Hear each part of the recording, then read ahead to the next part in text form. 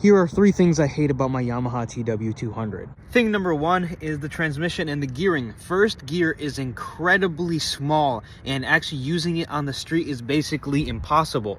Unless you're trying to get the bike out of mud or anything like that, it's basically useless to use first gear. When I ride the bike on the street or even in some trails and stuff like that, second gear is pretty much where I start. The second thing is that this bike really isn't for the streets. Even though this bike is street legal, I see a lot of people taking them on the streets and stuff, but really the bike isn't fun on the road.